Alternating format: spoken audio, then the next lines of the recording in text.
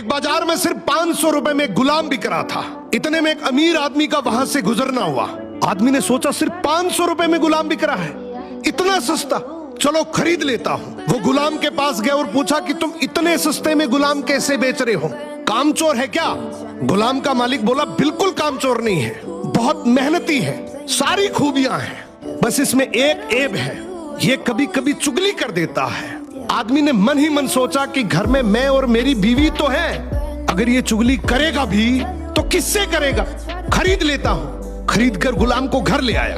कुछ दिनों तक तो गुलाम ने बहुत अच्छे से काम किया, लेकिन फिर एक दिन उसे चुगली का कीड़ा काटा। वो सबसे पहले उस आदमी की बीवी के पास गया और बोला, मेम साहब आपको पता है साहब का बाहर किसी औरत के साथ चक्कर चल रहा है। ये सुनते ही औरत सकते में आ गई और जोर जोर से रोने लगी। गुलाम बोला, अरे मेम साहब आप रो मत, हिम्मत रखो, मेरे पास इस चीज का पक्का इलाज है। मैं एक बाबा को जानता हूं जो आपकी इस मुसीबत को जड़ से खत्म कर देगा। आप बस एक छोटा सा काम करना, रात को जब साहब सो जाए तो उनकी दाढ़ी से कुछ बाल काट कर मुझे दे देना। औरत तैयार हो गई। फिर वो गुलाम वहां से उठा और आदमी के पास गया। उसने बोला, साहब क्या आप जानते हैं मेम साहब का बाहर किसी आदमी के साथ चक्कर चल रहा है। ये सुनते ही आदमी आग बबूला हो गया।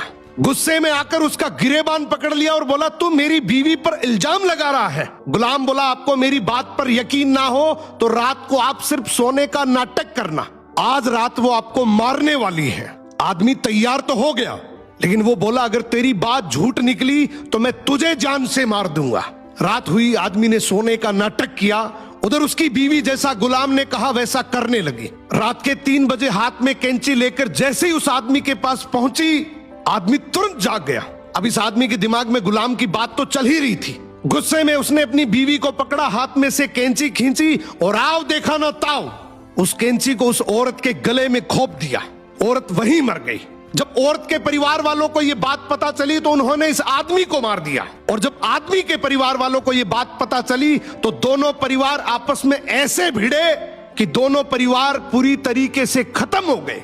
इसलिए कहते हैं शरीर में घुले जाने वाले जहर का तो फिर भी इलाज है, लेकिन कान में घुलने वाले जहर का इस दुनिया में कोई इलाज नहीं।